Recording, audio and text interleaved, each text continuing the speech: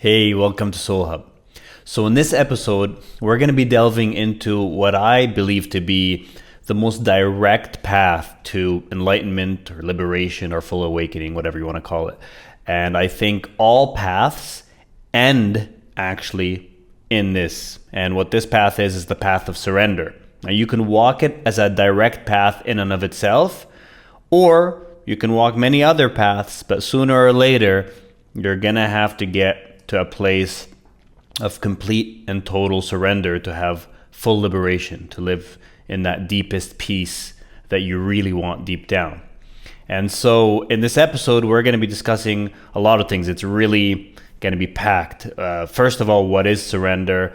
And it's not what a lot of people think it is. What are the traps to avoid in walking the path of surrender? But most importantly, how? Like, how do you actually do it? So many people say just surrender or let go.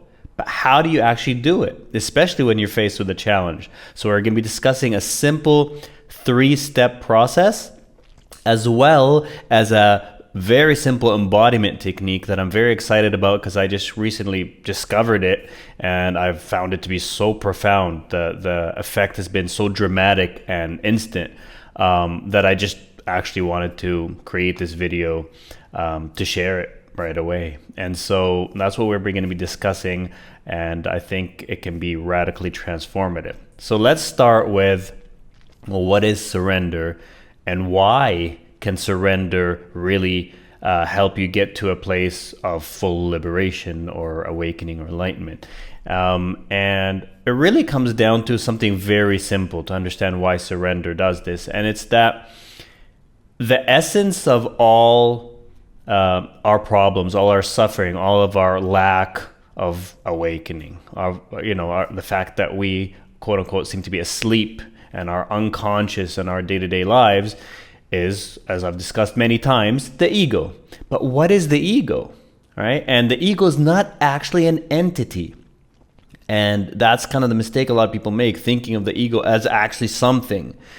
As I've mentioned before, it's a process of thinking. That's all it is. It's just a stream of thoughts that seems to be an entity because past and future become, identified with, and there seems to be a history there and so forth. And there seems to be a me, a person that is inhabiting the body. Inside the body, there's a person. That's what it seems to be like.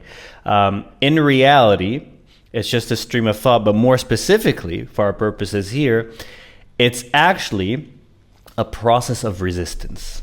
That's what the person actually is, right? And it's hard to hear that because we think of ourselves, we want to think of ourselves as positive terms, but that's not our true self.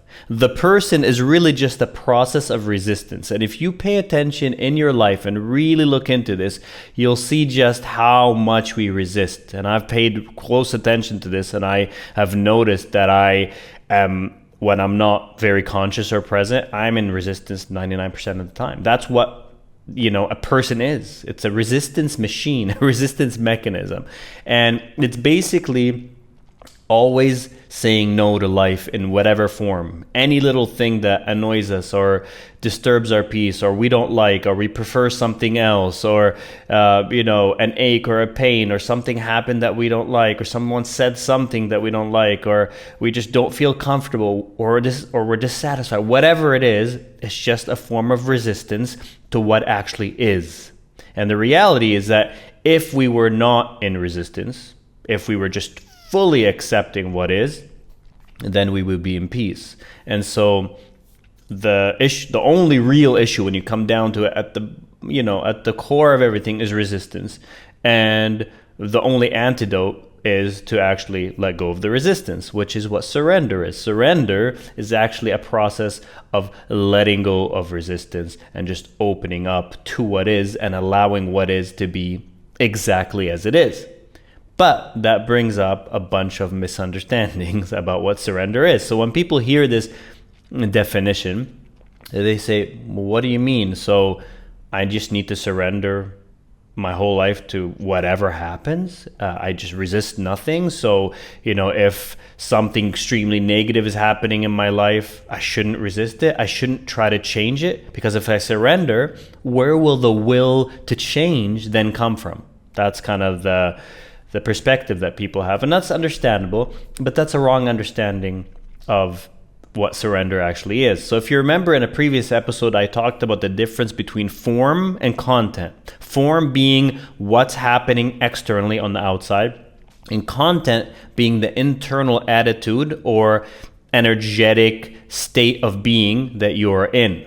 All right. And when we're talking about surrender here, or non-resistance, what we are actually talking about is the inner state of being, your inner state of consciousness, and not what's happening externally. So for instance, if someone is trying to kill you, you fight back, you try to push away, you run away, you do whatever, you resist it, quote unquote. It's not the time to say, okay, I surrender, just kill me.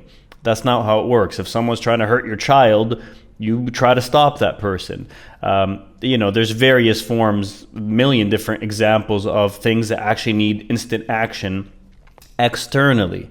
But the question is, what is the energetic state internally? Now, the reality is if someone's attacking you or your child or something, you're not going to be in peace internally in that moment. So that's a very extreme example.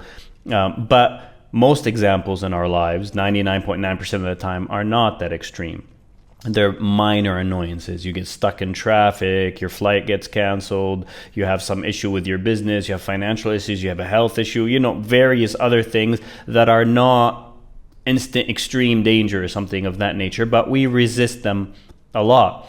And so the idea there is to have an energetic openness or surrender to them, okay, and not resist them. But that does not mean that you lose the will to change them. Why? Because, what is actually happening when you surrender? So when you surrender, you're not saying, I accept what's happening out there as a fact or reality that's going to stay this way. That's just a story, because then as soon as you say that, you're jumping into the future. You're saying, for instance, I have this health issue and I just have to accept it, and that's what it is, and it's always going to be this way. But that's not reality. That's a story of a future that doesn't exist yet. Or you don't know what's actually going to happen in the future, right? So all you're really accepting or surrendering to is what is arising now in the moment. That's it. This is what's arising now. And why do you surrender to it? Because it is. It already is. It has already happened. So it's absolute futility and madness and insanity for us to actually be resisting what already is, because it is. So that's the first essence of it. It's an internal openness to what is. Now, what occurs when you internally open to what is that suddenly, because you're not energetically contracted, you're not opposing it, it doesn't oppose you back. You see, it's kind of like it's a mirror. And Eckhart Tolle actually inspired this whole episode. He has the greatest teacher about teaching about surrender, and he even inspired the embodiment technique I'm going to teach you in this episode. But one time I heard him talking about it being like a mirror, right? And so if you see your reflection in the mirror and you don't like what you see, it's absolute insanity to go and try to hit and change the mirror or the reflection, right? Why? Because as soon as you do that, it's going to do the same thing back to you. It's going to oppose you right back. It's just a reflection of here to there. That's what happens when we resist things internally. They seem to then oppose us more. Inner and outer are reflections of each other. And so when we open up and stop resisting them, that actually gives them the true potential to change. People worry about surrendering, thinking if I just surrender to a life situation that I don't like, for instance, a bad relationship or a bad financial situation or whatever it may be, then it won't change. Then I won't have the will to change it. It's my resistance that makes me want to change it. But that's not true. It's your resistance that keeps it intact by imbuing it with power to then oppose you back and keep recycling itself.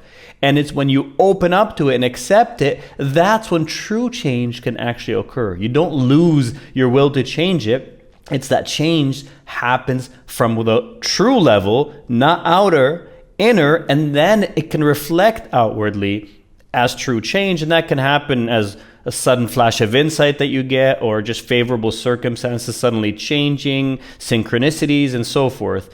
Or you just suddenly have clarity about what you need to do to actually change it, and you have the motivation and inspiration to actually do so because you're coming from a place of peace and openness and non-contraction. From that state, you just know what needs to be done and you do it. So I had to be very clear about this before I continue about the actual practice of surrender, because I don't want people to get the wrong understanding and think, oh, surrender just means become a doormat, let the world walk all over you, accept unfavorable circumstances. That's not what it's talking about. That is the level of form. What we're addressing is the inner level, the level of content, the state of your consciousness. That's where surrender occurs, and the action on the outside can always be to change anything negative that's occurring. But when you change first inwardly to a state of surrender, the action that comes out is much more positive, much more aligned with the universal flow, and therefore much more effective. Okay? So very clear on that point. And that's how it relates to, what you actually do in life. But now let's get to the more core purpose behind surrender, which is it being a direct path to full liberation or enlightenment or awakening. And this is where, the crux of it is. This is, again, where I think all paths lead. Eventually, if you don't fully surrender, you're not really going to have the deepest peace you're looking for. Why? Because as long as you're not fully surrendered, there is still there's still a person within that is trying to dictate how life goes through control and trying to decide what it wants. And that is all a form of resistance. That is resisting the universal flow. All right? So now, how do you actually surrender? It's one thing to talk about it and even understand it. It's a whole other thing to actually be able to do it.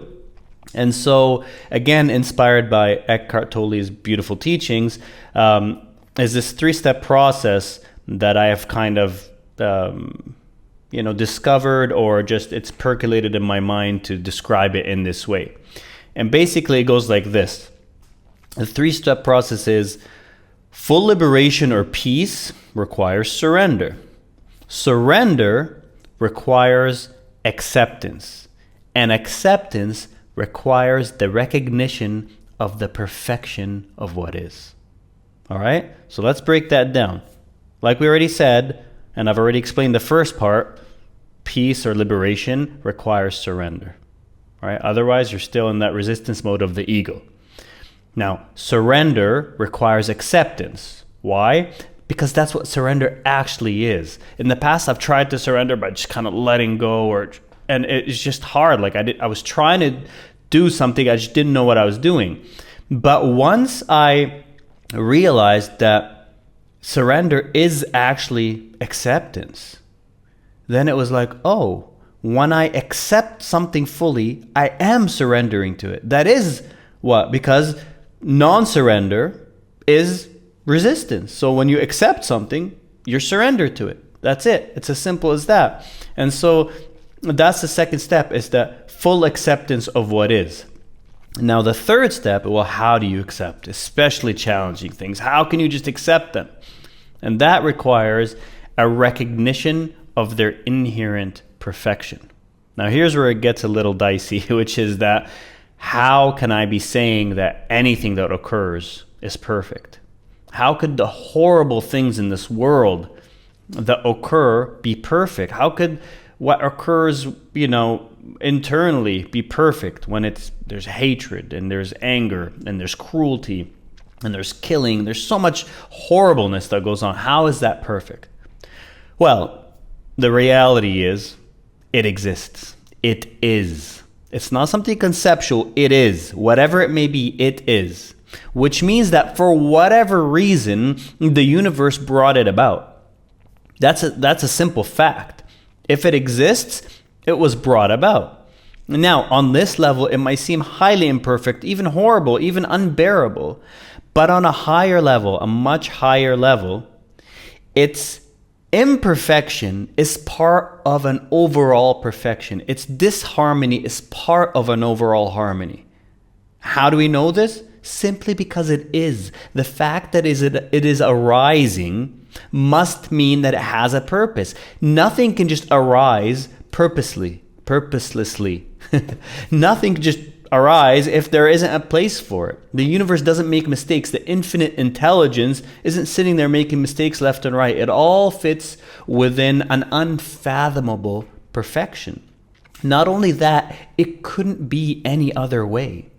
It has to be that way because whatever's arising in the moment, whether externally in the world or in your life, or internally within you in the form of thoughts or emotions, has to be arising exactly as it is in the moment because it is not cut off from everything else. It is part of a process that is so infinitely interconnected with everything else, inseparable, that it literally from the beginning of time till now is all the interconnected pieces that took to create it. For instance, you wouldn't even be here right now, for instance, if your parents didn't get together and if their parents weren't even born. And so if you got to keep going back and back. And if you do this little exercise of contemplation, you'll find out that any event that is occurring is interrelated to an unfathomable infinite number of events. In fact, it's actually interrelated to all events that have ever occurred. Because everything, if you go back far enough, is affecting everything else. Which means whatever is occurring internally and externally is simply the flow of the universe. And who are we to argue with the flow of the universe? That's why it's perfection, even in its seeming imperfection. And remember, there are no others. All the injustice, all the horrible things that we see is just the one infinite consciousness playing this game, doing it to itself. There's no actual victims and victimizers here. There is on the level of the illusion on this level for sure, but I'm talking about the ultimate level. It's just consciousness doing it to itself, regardless of how horrible it might be. Again, recognizing the perfection does not mean you don't change it. For instance, there's a lot of injustice in the world. Saying that this is perfect does not mean condoning it on a moral level and saying nothing should be done about it. It's a very subtle point, so please don't misunderstand this. People misunderstand this often. It's a very subtle point. It does not mean condoning it. It goes back to what I said earlier. When you see the perfection of something, when you open up to it, only then can you actually meaningfully change it. Because before you see that, before you open up to it, before you stop contracting, before you stop resisting it, you are trying to change the outside, which is only a reflection of the inside. You are trying to change the reflection in the mirror, which cannot work. That's why no matter how much we've tried to change the world, it has not changed. You're trying to change a reflection. It doesn't work that way. So when you see the ultimate perfection of it on the highest level, and therefore open up to it and are not contracted to it anymore, that's when true meaningful change can occur and it can get reflected outwards and it changes it. And if enough people do it, believe me, we would be living in a utopia. We would not be condoning horrible stuff and violence and murder and all these things by seeing the ultimate perfection of everything that is. Don't make that mistake of believing that. That's only the ego that believes that. All right? And that's actually a defense mechanism to keep us stuck where we're at.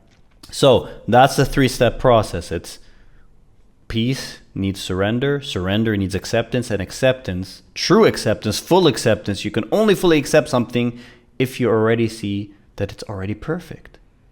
That's only when you can accept something. Otherwise, you always think it should be different. Well, then you're arguing with the whole universe and you're not really accepting. It's a form of resistance. But now, for the actual embodiment technique. It's always good to have this understanding. Use this as your paradigm. Use this as the perspective shift from which to frame everything. But now, how do you actually do it? Well, this was the beautiful technique that I heard Eckhart Tolle talking about something and then it clicked in my mind. So basically, I heard him just recently talk about how what you need to do is say yes to the moment. And suddenly something clicked within me and I said, well, this is not just figurative speaking. Think about it. If resistance is literally a no to life or a no to what is, because that's what it is. We're just saying no and we contract, no, we contract. And I actually believe on a subconscious level, the thought no comes up, and then the energetic contraction occurs. And it happens so fast and so unconsciously that all we just feel like it's a no energetic, but I feel like it's interlinked, the thought and the emotion. And so if that's what resistance is, and if that's the essence of the ego and the essence of all of our suffering, then yes is its polar opposite. And the actual thought, yes, not just a figure of speech, but literally yes. And so suddenly this insight came into my mind of a direct technique. And such a ridiculously simple technique, but I've been trying it and it's just profound. And it's essentially two things that you need to do. And I was actually going to do a whole episode about these two things, but since it's coming up here, I'm going to discuss it. And it's really all we really need to do is train attention. That's the first thing. We're training our attention. So what are we putting our attention on? Is it the mind? Is it the thought stream? Or is it something else? And in this case, we want to put it on the body, always. And the second thing we're training is attitude. And attitude is actually the essence of our state of consciousness. All right? And by having the attitude of yes, what we're doing is having a state of consciousness that is open, because that's what yes creates. And you try this for yourself right now. Focus here on your heart center, kind of open it up, and really think the thought, yes. And what I mean by yes is like, yes, like I'm open to anything. Yes. Whatever arises, yes, I am open to you. Yes. And you'll feel an expansion. It just happens. And if you want to try the opposite, say no, and you'll instantly feel an inner contraction. All right? And so the technique is so simple. It's literally just having the actual thought, and sometimes you can use thought for productive purposes. I always talk about how the essence is to go into presence, thought-free. But when you do go into presence, i.e. here we're going into the heart center, we're dropping out of the mind into the heart center, so that's where the attention is here.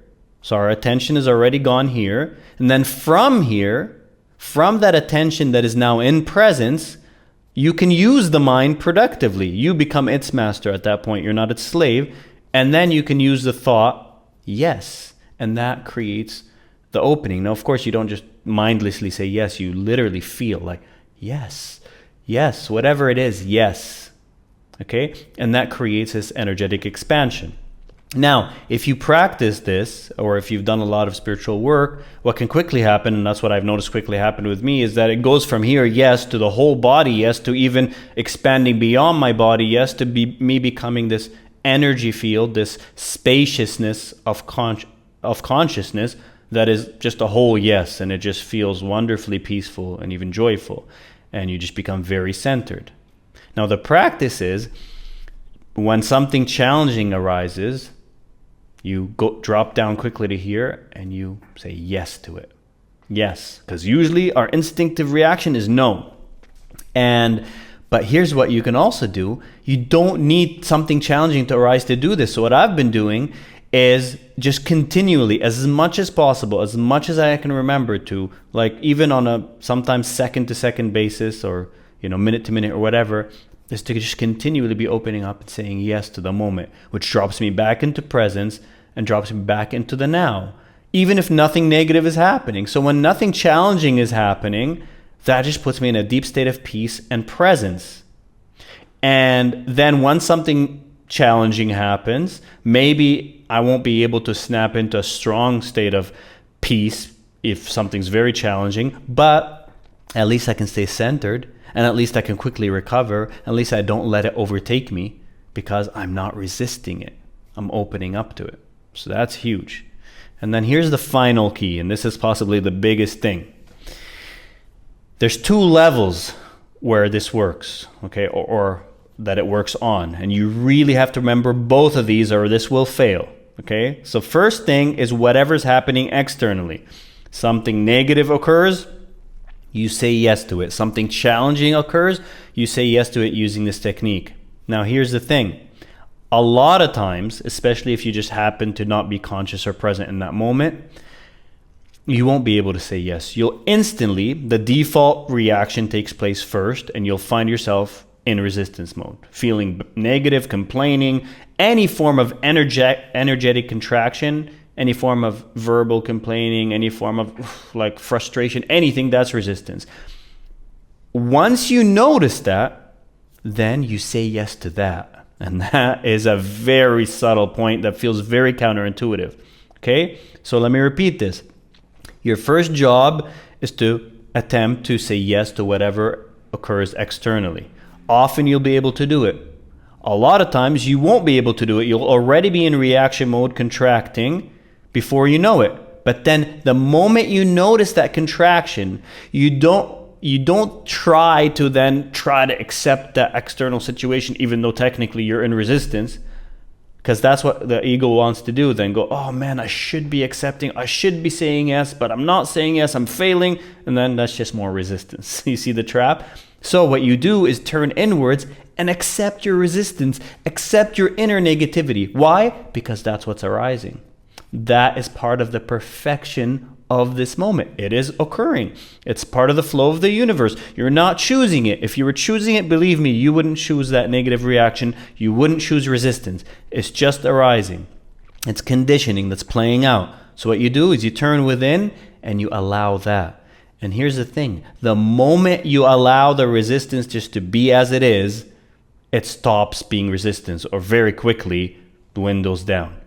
If you resist it, it grows. If you say, okay, this is how I'm feeling right now. There's this external situation, maybe something minor, very minor, but for whatever reason it upset me. I couldn't say yes to it. And so I'm going to say yes to the fact that I couldn't say yes to it. I'm going to say yes to my inner resistance towards it. And in that way, you're essentially loving yourself. And you're allowing whatever is internally just to be. And suddenly, very quickly, often, you'll find yourself being centered again. Going, yeah, okay.